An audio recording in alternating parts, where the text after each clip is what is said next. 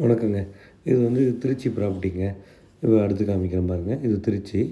இது வந்து நம்ம கள்ளிக்குப்பம் ப்ராப்பர்ட்டிங்க இது. இங்கே பாருங்க ஒவ்வொன்றா காமிக்கிறேன் பாருங்க. இது வந்து திருமுல்லவாயல் ப்ராப்பர்ட்டிங்க. சரஸ்வதி நகரில் இருக்க ப்ராப்பர்ட்டி. இது வந்து அப்பார்ட்மெண்ட்டுங்க. அயப்பாக்கம் இருக்க அது மாதிரி ஒவ்வொரு அப்பார்ட்மெண்ட் சொல்கிறேன் பாருங்க. இது வந்து முகப்பேரில் இருக்க ப்ராப்பர்ட்டிங்க. முகப்பேர்னா வெஸ்ட்டில் இருக்க ப்ராப்பர்ட்டி. இது வந்து அயப்பாக்கத்தில் அப்பார்ட்மெண்ட்டுக்கு பின்னாடி இருக்கிற இடம் இது. இந்த மாதிரி கமர்ஷியல் பில்டிங்கும் நம்ம வச்சுருக்கோம் அம்பத்தூரில். இந்த மாதிரி இன்ட்ரெஸ்ட் சொல்லுங்கள். இங்கே பாருங்கள்.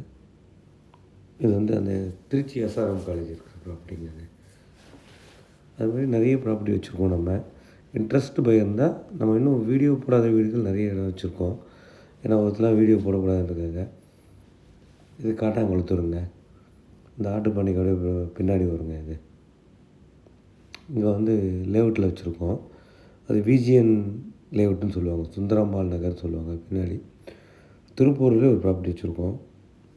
வண்டலூர்லேயும் ஒன்று வச்சுருக்கோம். இது வந்து கொரட்டூர் ப்ராப்பர்ட்டிங்க. இது வந்து பல்லாவரம் ப்ராப்பர்ட்டிங்க. ஜமீன் பல்லாவரம் ப்ராப்பர்ட்டி.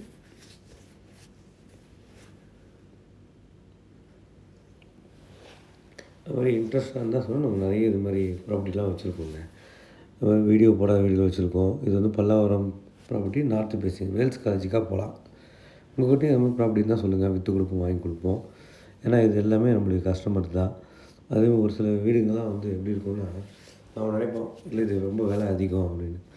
எப்போவுமேங்க நாம் சொல்கிறது மட்டுமே நீங்கள் நம்பக்கூடாது. அந்த ஏரியாவில் போய் ஒப்பிட்டு பார்க்கணும். ஒப்பிட்டு பார்க்கும்போது தான் அதை விட இது பெஸ்ட்டாக. இது நாங்கள் சொத்து சொல்கிறோன்ட்டு மட்டும் இல்லை. நீங்களே வேறு எங்கேயோ சொத்து வாங்கினா கூட அந்த சொத்தை வந்து நம்ம அதை வாங்கக்கூடிய அளவுக்கு கரெக்டு தானே, அந்த ரேட்டுக்கு வாங்குறது கரெக்டு தானான்னு நீங்கள் முடிவு பண்ணணும். அதுக்கப்புறம் இன்னொருத்தர் சொல்கிறது, அவர் சொன்னார், இவர் சொன்னதை நம்ம கேட்கக்கூடாது. நீங்கள் ஒரு ஒரு 4 ப்ராப்பர்ட்டி பார்க்கும்போது ஒரு ஐடியா இருக்கும். வித்தியாசம், ஓ இது இவ்வளோ இருக்கா, இது வாங்கலாமா, இது நல்ல சொத்து தானான்றது தெரிஞ்சுக்கோங்க. அதோடு இதெல்லாம் என்னுடைய தனிப்பட்ட கருத்துங்க, அதான் சொல்கிறேன். அதுக்கப்புறம் நம்ம என்ன பண்ணணும், அந்த ஏரியாவில் போய் நீங்கள் வேறு எங்கெங்கெல்லாம் இது ரூட்டு போகுது, அந்த சொத்துக்கு நம்ம வாங்கினா நமக்கு எல்லாத்துக்கும் சௌகரியமாக இருக்குமான்னு பார்க்கணும். ஒரே வழியை போய்ட்டு ஒரே வழி வரக்கூடாது. வேறு எந்தெந்தெல்லாம் வழி இருக்குது, அது வேறு என்னென்ன ஆக்சஸ் இருக்குதுன்னு கண்டுபிடிச்சி போனால் தான் நல்லதுங்க. அது கேட்கும் நம்ம போகும்போது தெரியும், நம்ம இப்போ செட் ஆகுமா, ஃப்யூச்சருக்கு செட் ஆகுமான்ட்டு. அதே மாதிரிங்க கண்டென்ட் 1, கண்டென்ட் 2 கண்டென்ட் 3 சொல்கிறேன். வேகன் லேண்ட் ஏதாவது வச்சுருந்தா என்னுடைய அனுபவத்தை மட்டும் சொல்கிறேங்க. ஏன்னா நான் நிறைய செல்வந்தர்கள் எனக்கு தெரிஞ்சாலும் அவங்க சொல்லியிருக்காங்க. எப்படின்னா, எந்த இடத்துல இடம் இருந்தாலும் நம்ம கட்டுறோமோ இல்லையோ அப்படியே வேகன் லேண்டாக இருந்தால் அதுக்கு வந்து கம்பல்சரி நம்ம வரி கட்டணும்னு சொல்கிறார். வரி கட்டினா என்னென்னா, அந்த சொத்துக்கு உங்களுக்கு அண்டர்ஸ்டாண்டிங் இருந்துகிட்டே இருக்கும். நிறைய பேர் இந்த மாதிரி சொத்து ஆளில் சொத்தானே டாக்குமெண்ட் பண்ணிடுறாங்க, அதெல்லாம் இருக்குல்ல. அந்த மாதிரிலாம் ஏதோ நடக்குது இல்லையா. அந்த மாதிரிலாம் இல்லாமல் ஒவ்வொரு எக்ஸ்ட்ரா கூட வந்துட்டாங்க போயிட்டாங்கன்னு சொல்கிறாங்கல்ல, அந்த மாதிரிலாம் இல்லாமல் இருக்கிறதுக்கு நீங்கள் அந்த சொத்துக்கும் வரி கட்டும்போது என்னன்னா, உங்களுக்கு அதுக்கும் ஒரு ஒரு பாதுகாவல் மாதிரி அது. வியூவை பார்த்து எந்த ஊரில் எப்படிப்பட்ட சொத்தாக இருந்தாலும் சரி, 100 ஸ்கொயர் மீட்டராக இருந்தாலும் சரி, 100 ஏக்கர் இருந்தாலும் சரி, கவர்மெண்ட்டுக்கு கட்ட வேண்டிய வரி, அந்த இடத்துக்கான வரி கட்டினீங்கன்னா ரொம்ப குறைவாக தான் இருக்கும். அதனால் கட்டிட்டிங்கன்னா அந்த சொத்துக்கு உங்களுக்கு ரொம்ப அண்டர்ஸ்டாண்டிங் இருக்கும், நல்லாயிருக்கும். இது என்னுடைய அனுபவம். பட் நிறைய பேர் அந்த மாதிரி பண்ணணும்னு சொல்லியிருக்காங்க. அப்போ அவங்களுக்கும் அந்த அண்டர்ஸ்டாண்டிங் இருந்துகிட்டே இருக்கும். அந்த சொத்து உங்களை விட்டு யாரும் தேவையில்லாத இல்லீகல் இஷ்யூலாம் வராது. நான் ஏன் அந்த வீடியோ வாரியாக சொல்கிறேன்னா, நிறைய பேர் பார்த்துருக்கேன். எப்போயோ டாக்குமெண்ட் இது மாதிரி பேரில் மாறி இருக்குது, அது மாதிரி இருக்கும். அப்போ உங்களுக்கு பட்டாதெல்லாம் கூட ஈஸியாக இருக்கும். எப்போவுமே வரி கட்டிடுங்க. வரி கட்டிட்டு இந்த மாதிரியான இதெல்லாம் பார்த்திங்கன்னா ரொம்ப கிளியராக இருக்கும் சொத்து. அதனால் அனுபவத்தை சொல்கிறேன். ஏன்னா இதுனா ஒன்றா இந்த மாதிரி இருக்கும்போது தான் அந்த சொத்து இந்த மாதிரி இருக்குதுன்னு சொல்லி கவர்மெண்ட்டில் அது வந்து இது வருதுன்னு போட்டு ஏதாவது ஒன்று பண்ணிகிட்டே இருப்பாங்க. சொல்கிறவங்க கூட நீங்கள் அன்னைக்கு பட்டா வாங்க போனால் வரியே கட்டாமல் இருக்குது, அதை கட்டணும் இதை கட்டணுன்னுவாங்க. அப்படிலாம் கிடையாது. வரி கட்டிகிட்டே இருந்தீங்கன்னா உங்களுக்கும் அந்த சொத்துக்கும் நல்ல அண்டர்ஸ்டாண்டிங் வரும். உங்களுக்கு நாலேஜுக்கு எப்போவுமே இருந்துகிட்டே இருக்கும்.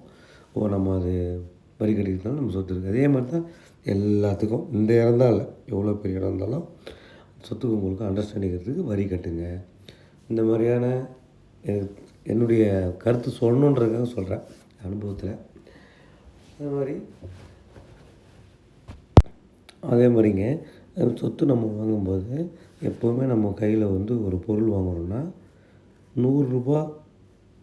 100க்கு பொருள் வாங்குறோன்னா, ஒரு எக்ஸாம்பிள் சொல்கிறேன், 1,00,00,000 இருக்கலாம், ரூ. 100 இருக்கலாம். அப்போ வாங்கும்போது 1,00,00,000னே ஒரு இலக்கு வச்சுப்போம். 1,00,00,000க்கு நம்ம ஒரு பொருள் வாங்குறோன்னா நம்ம கையில் ஒரு 60% அப்படி வச்சுட்டு வாங்கினா ரொம்ப நல்லதுங்க. என்னன்னா நிறைய வாங்கிட்டு நம்ம கட்டிடலாம், பேங்க் லோன் கொடுப்பான்னு சொல்லி வாங்கிடக்கூடாது. ஏன்னா நான் அனுபவமாக பார்த்துருக்கேன். நிறைய பேர் இது மாதிரி கட்ட முடியாமல் தவிச்சிக்கணும் பார்த்துருக்கேன். அப்போ அதனால் என்னென்னா ஒரு ஃப்ரீடமாக இருக்க மாட்டாங்க. அதுக்காக சொல்கிறேங்க. அப்போ வாங்கும்போது நம்ம 60% வச்சுட்டு வாங்கினா ரொம்ப நல்லதுங்க. ஏன்னா நம்ம எல்லாம் வாங்கிடலாம், 80% வாங்கிடலாம், எல்லாம் பாதி வாங்கிடலான்னா கஷ்டப்படுவோம். மற்ற நம்ம இயல்பு வாழ்க்கைலாம் பாதிக்கும். சூழ்நிலை எப்படி இருக்குன்னு சொல்ல முடியாது இல்லையா? வேலை இருக்கும்போது நம்ம வாங்கிடுவோம், வேலை இல்லாமல் ரொம்ப கஷ்டப்படுவோம் இல்லையா? அந்த அனுபவத்தில் சொல்கிறேங்க. அதனால் நம்ம கையில் என்ன இருக்கோ அது மாதிரி பார்த்துட்டு நம்மளால் முடியுமா, ஃப்யூச்சரில் சூழ்நிலையெல்லாம் பார்த்து சொத்து வாங்குறது நல்லது. கடன் ரொம்ப வாங்கிட்டு கட்ட முடியாமல் கஷ்டப்படக்கூடாது. அடிக்கு வாங்கி வட்டி கட்டுற மாதிரி இருக்கக்கூடாதுன்றது என்னுடைய கருத்துங்க. நன்றி, வணக்கம். என்னுடைய தனிப்பட்ட கருத்துங்க இது.